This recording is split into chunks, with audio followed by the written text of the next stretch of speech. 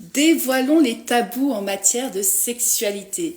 C'est notre sujet du jour, c'est notre sujet de ce live que j'ai plaisir aujourd'hui de co-animer avec Alexis Desjardins, qui est membre de la Family Twee, partenaire, sexothérapeute. Et Alexis donc va me rejoindre et je te vois apparaître. Alexis, j'envoie l'invitation à chacun la possibilité de nous rejoindre, de nous retrouver pour ce sujet, ce sujet tabou qu'on va dévoiler petit à petit. Coucou Alexis, coucou Nadège, que je vois apparaître, qui est aussi partenaire de la Family Twee.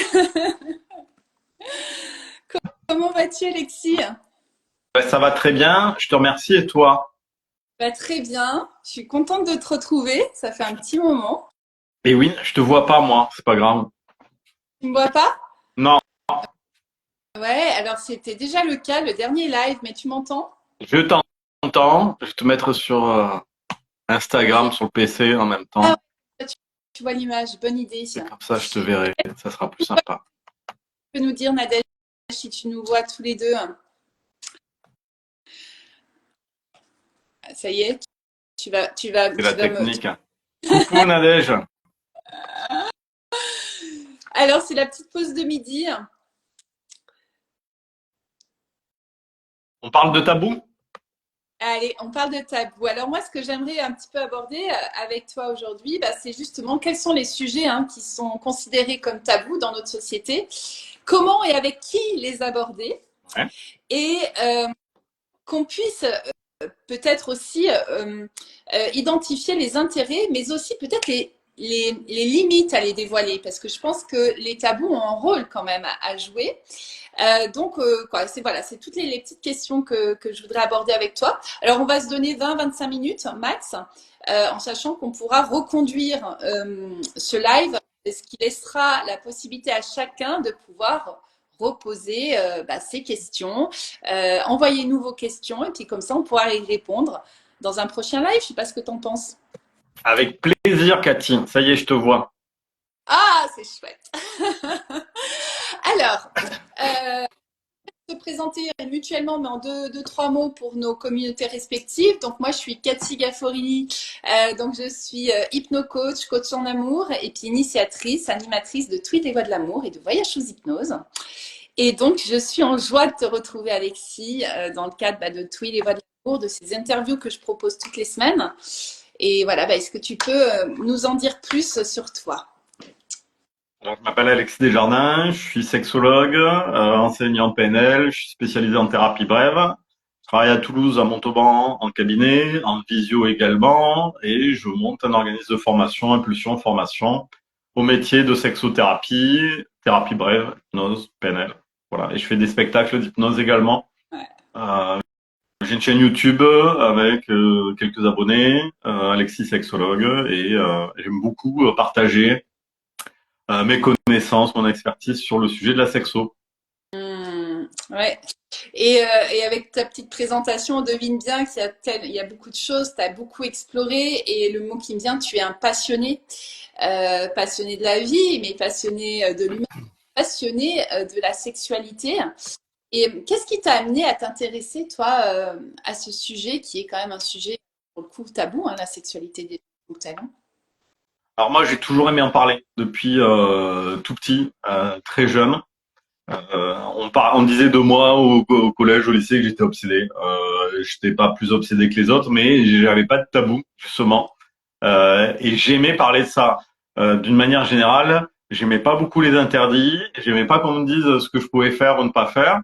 Et j'étais très très curieux. Donc, dans mon parcours professionnel, je me suis installé d'abord en thérapie brève. Après, j'ai pas eu envie d'être limité dans les possibilités d'accompagnement. C'est pour ça que je me suis tourné très très vite vers la sexualité, considérant qu'il fallait être formé correctement pour aborder des sujets de troubles sexuels en cabinet. Hmm. Et avec cette appétence naturelle et ce désir d'investir tous les sujets de la thérapie, je me suis tourné vers la sexo et le partage des infos, de la connaissance autour d'un sujet qui est qui est pas évident à aborder pour tout le monde, pour plein de raisons différentes. Notre construction, notre rapport à notre corps également, aux représentations qu'on peut avoir de la sexualité. Mmh. Et donc là, tu parles de troubles. Alors, les troubles sexuels sont quand même tabous. Est-ce qu'il y a d'autres sujets tabous que tu abordes avec tes patients, tes clients, je ne sais pas comment tu les nommes, en cabinet? Ouais. Les deux, on a toujours des êtres humains en face de nous qui viennent faire un travail, qu'importe l'étiquette qu'on leur donne. Mmh. En thérapie brève, on parle d'approche non normative. Mmh. Donc, on va enlever les étiquettes. Euh, ben, les tabous autres que les troubles sexuels, ce seront les pratiques que je ne vais pas oser faire, que je vais ne pas m'autoriser à pratiquer pour la bonne et simple raison que c'est pas bien. On est chez Freud dans l'essence psychique du surmoi, hein, qui va définir tout ce qui est en rapport avec la morale, la représentation du bien, du mal, de la loi, qui vient arbitrer les pulsions du ça, les pulsions d'Eros et de Thanatos. Et les représentations d'une sexualité admise, conventionnelle, vanille pour euh, ce qui est d'une sexualité qu'on va opposer à l'univers du BDSM, hein, classico-classique, on pourrait dire. Et ça aussi, c'est une étiquette. Moi, j'invite les personnes à pas se qualifier d'une manière ou d'une autre. Alors, on Euh, t'entend plus et avec... ouais, c'est l'appel. Ça y est, c'est bon. Voilà. Donc, déconstruire ces étiquettes-là, voilà, le clivage, tout ça, tout ce qui n'est pas utile. En PNL, on parle d'utilité.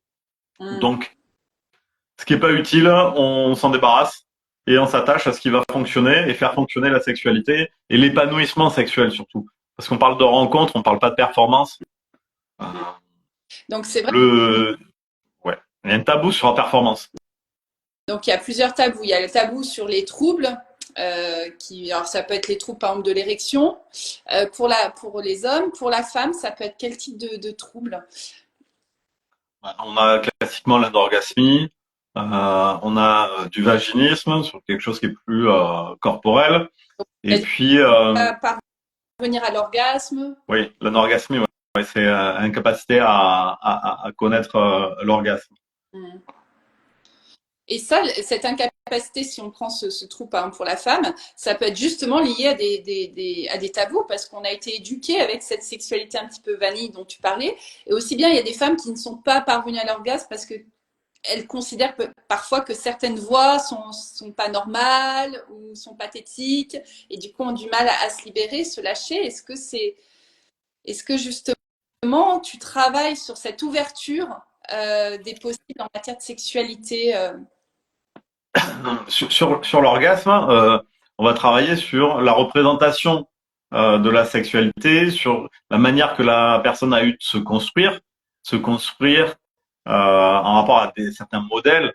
Si on considère que la sexualité, elle a uniquement une fonction euh, procréative, puisque la sexualité est pas naturelle, c'est ce que dit Alain Héril, hein, c'est la reproduction qui est naturelle. mm. Euh, et que en plus on a une représentation de la sexualité euh, de la lignée des femmes qu'on va questionner, qu'on va ne pas se permettre de dépasser, alors on va entraîner des blocages qui vont nous interdire, qui vont potentiellement interdire à cette personne d'accéder à l'orgasme.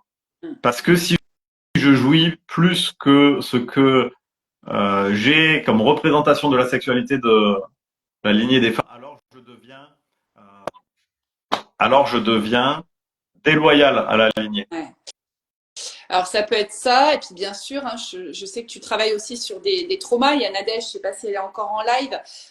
Ça peut être aussi lié à des traumas, hein, le fait de ne pas pouvoir ressentir de plaisir, voire des douleurs, des souffrances au niveau de sa sexualité. Et ça reste très tabou. Ce sont des choses qu'on garde secrètes en nous, que ce soit donc tous ces troubles-là, et qui peuvent vraiment, pour le coup, nous gâcher la vie. Parce que c'est ça, quoi. Je trouve qu'il y a beaucoup de sujets tabous en matière de sexualité qui nous obligent à porter des masques. On n'en parle généralement pas à nos amis, voire nos meilleurs amis, et parfois pas à son partenaire. Et ouais, quand je dis ça nous bouffe la vie, moi, je constate aussi dans ma clientèle, etc., que parfois je suis la première personne à qui les mots MOTS vont être posés sur des mots MAUX, quoi. Oui, et parce qu'il y a une notion de valeur qu'on s'attribue dans notre capacité à connaître une sexualité qui va être souvent phallocentrée.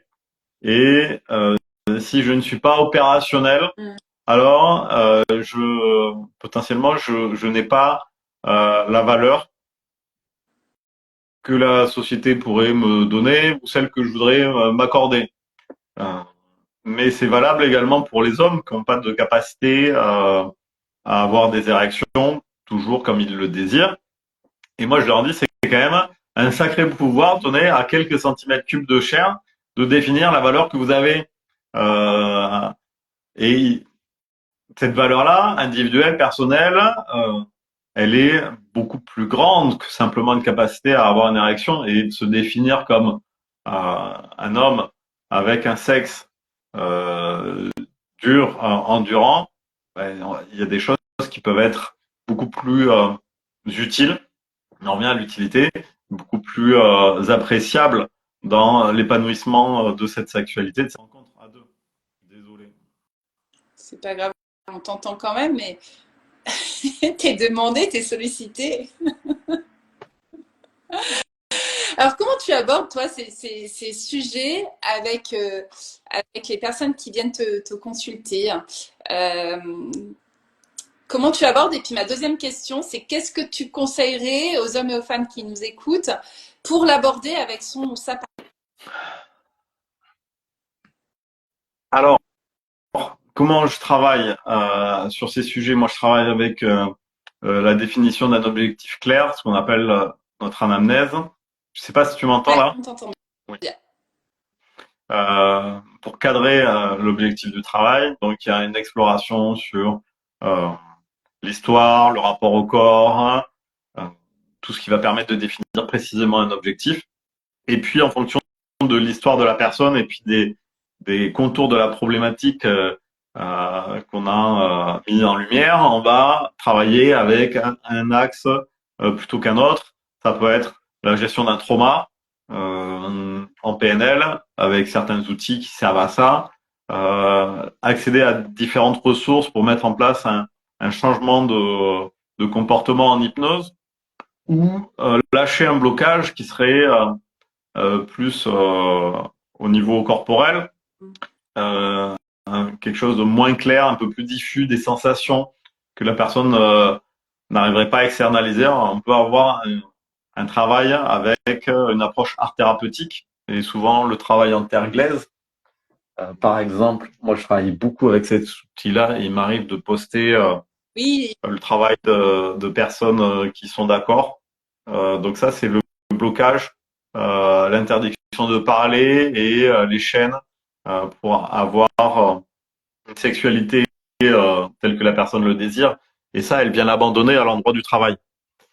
Euh, donc ça, c'est la première réponse, la première partie. Hein. Et après, il y en avait une deuxième, j'ai oublié. et bien deuxième, c'était comment aborder avec Ah oui, son ou sa partenaire.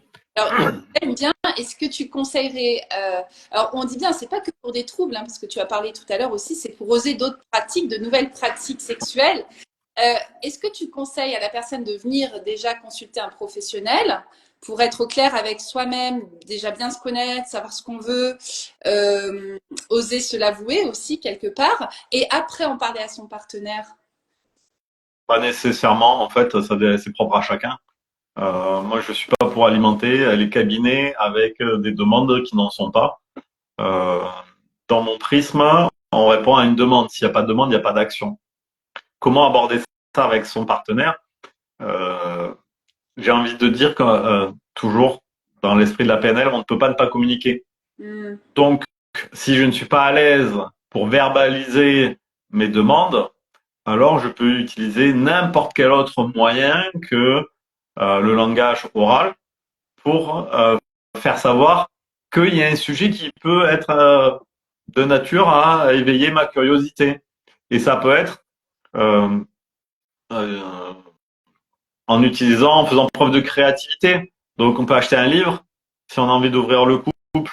Il y a énormément de production, de contenu aujourd'hui sur une sexualité avec un couple libre, le polyamour. Donc, on peut acheter un ouvrage, on peut envoyer un post. Il y a des comptes formidables sur le sujet du couple libre ou du polyamour. Je pense à celui de Fidélité mes fesses, mais il n'y a pas que celui-là. Mm. Euh, et laisser traîner quelque chose ou une page web sur un article. Donc ça, c'est des manières plutôt indirectes plutôt que frontales. Bon, ben voilà, ça fait 10 ans qu'on est ensemble, j'ai envie d'explorer ailleurs. Ça pourrait être un petit peu brutal. Mm. Ou la sodomie. La sodomie, c'est un des tabous encore clés sur une sexualité anale. Ouais, on n'est pas obligé de venir entre la poire et le fromage. Bon, ben ce soir, j'aimerais qu'on essaie la sodomie. Ça peut être un peu brutal comme façon d'aborder Mm. le sujet. Donc, tu conseilles pas forcément de poser des mots. Ça peut être aussi d'autres formes de langage. Donc le langage corporel, les regards, ou comme tu dis, des objets qui peuvent être symboliques, ou voilà, d'aborder ça. Comment faire quand Ce que je conseille, c'est de faire avec la manière dont on sera le plus à l'aise. ouais. Mm. Donc, s'il faut préparer la communication et verbaliser parce que ça compte de dire les choses pour que son partenaire n'ait pas une interprétation erronée de sa demande, alors ça sera utile de le faire de cette manière-là. Mais si cette marche-là, elle est trop élevée, alors on va découper cet objectif en petits morceaux, on parle de taille de découpage, et faire que petit pas après petit pas, étape après étape, on pourra aider à faciliter la communication sur un sujet qui relève du tabou. Mm. Et garder donc les tabous. Est-ce qu'il peut y avoir des intérêts à garder des sujets un petit peu pour soi? Et ça rejoint peut-être le côté des fantasmes, tu vois. Euh, ou est-ce que toi, tu vois vraiment aucun intérêt de garder des choses secrètes? Alors moi, je distinguerai la notion de tabou de, de partage euh, explicite de tout ce qui nous intéresse. Et pour moi, c'est pas la même chose. Euh, et je conseillerais à personne de tout dévoiler. Mm. Ça, certainement pas. Il faut pas confondre la franchise et la bêtise, que j'ai appris dans une de mes carrières passées. La franchise, c'est de dire les choses, la bêtise, c'est de tout dire.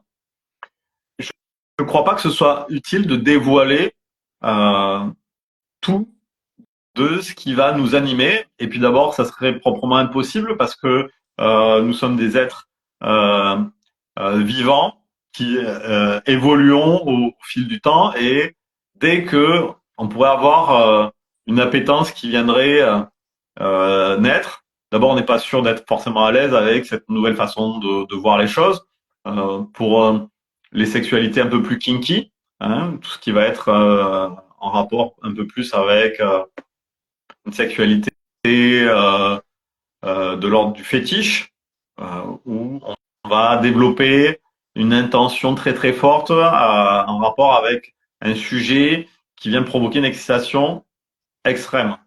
Voilà. Ben, on n'est pas forcément à l'aise avec ça. Et ça peut être juste un questionnement qu'on va connaître et qui pourra passer, comme la sexualité n'est pas figée. Donc, est-ce que c'est utile de dévoiler ça à tout moment? Je ne crois pas. Garder une part de mystère, ça c'est utile, puisque c'est une des trois composantes du désir, le mystère, la surprise et l'inattendu. Donc, ce qui est différent de mettre tout ça sous un terme impropre qui serait nommé, qui serait désigné comme tabou. Ouais. Donc ouais, tu différencies bien le mystère du tabou, hein. Et le tabou, de ce que j'entends aussi quand on dit tabou, c'est quelque chose qui va nous ronger de l'intérieur. Tu vois, je pense comment on peut faire la part entre quelque chose qu'il est important qu'on garde en soi et qui nous anime et qu'on va explorer déjà soi-même avant de le partager à l'autre, parce que voilà. Et un tabou, pour moi, quand on dit l'intérêt de dévoiler, dévoilons les tabous. On a mis ce titre-là, hein, dévoilons les tabous, parce que les tabous, c'est quelque chose qui nous bouffe et qu'on croit pas normal. Ouais, c'est quelque chose qu'on va pas croire normal, on va se croire limite pathétique à avoir ça en nous, alors que finalement, si tout le monde dévoile ses propres tabous, on va s'apercevoir qu'on est tous finalement des êtres tout à fait normaux. Et voilà, moi, c'est comme ça que je vois la différence entre mystère et le tabou, qui est plus quelque chose qui est pas bon à garder à l'intérieur de nous, qu'on va sentir un petit peu lourd à garder. Oui, ben c'est encore une fois en rapport avec les modèles de construction, l'héritage, le poids de la religion dans l'organisation de la sexualité, qui définissait que la sexualité devait servir à la reproduction et que tout ce qui pouvait émaner en dehors de ça était de l'ordre du tabou, était de l'ordre de l'interdit, hein, un interdit sacré, donc constituant un tabou. Bon, les siècles allant, l'évolution des mœurs, de la communication, de l'accès à l'information, fait que tout cela nous amène à déconstruire cette notion de tabou. Et il y a quelque chose qui sera tabou pour une personne qui ne le sera pas du tout pour une autre. Et c'est parfaitement OK. La vérité, c'est ce qui marche pour soi. Pas de vérité absolue, il n'y a pas de sexualité absolue. C'est celle qui va fonctionner avec son partenaire ou sa partenaire et qui permettra un épanouissement de la relation. Parce qu'on est bien sur une rencontre du corps, de l'esprit, de l'âme. Et on peut aussi, un tabou, c'est de croire que je peux pas avoir une sexualité satisfaisante s'il n'y a pas d'orgasme. Voilà. C'est pas des tabous, c'est aujourd'hui des injonctions plutôt dans notre société de consommation où on va consommer de la sexualité en se disant ah, si j'ai une sexualité, alors il faut que je jouisse. Voilà. Et de cette manière-là, et toujours plus fort. Ah non, ça marche pas. Euh, Croyant. c'est l'alignement des planètes, c'est la connaissance de soi, il y a la fatigue, il y a l'énergie. Pour moi, la sexualité, elle s'appuie sur trois piliers, l'espace, le temps et l'énergie. Et je vois beaucoup de personnes en couple, en cabinet, où il y a un des deux, un ou deux de ces trois piliers qui sont pas là. Bon, est-ce que on doit se passer d'avoir une sexualité? Je crois pas, pour autant. Et on va parler d'agréabilité. C'est Alain qui dit ça, Alain Héril. Comment on va reconnaître une agréabilité dans tout ça? De mettre du plaisir dans la sexualité. La sexualité, la seule injonction qu'on devrait poser, c'est qu'elle reste 100% plaisir, parce que c'est une énergie quand même. Après, la sexualité nous permet d'alimenter cette énergie vitale. Oui, Euh, oui, Ce qui me vient, c'est qu'il y a vraiment différentes formes de sexualité bien sûr. et que là, on pourrait aborder les questions de l'éducation, où on a été éduqué avec une forme de sexualité, hein, classico-classique. Et je sais que toi, tu as quand même pas mal exploré, hein, par ton métier aussi, par les stages que tu as pu faire, les formations. Ce qui serait chouette, c'est qu'on puisse faire aussi des lives pour présenter aussi une des voies possibles. Par exemple, on parlait du BDSM tout à l'heure, ou du tantra. Alors, tu vois, on pourrait les opposer alors elles sont pas opposables selon ce qu'on vit, selon les instants de nos vies, selon les instants de la journée, selon notre cycle.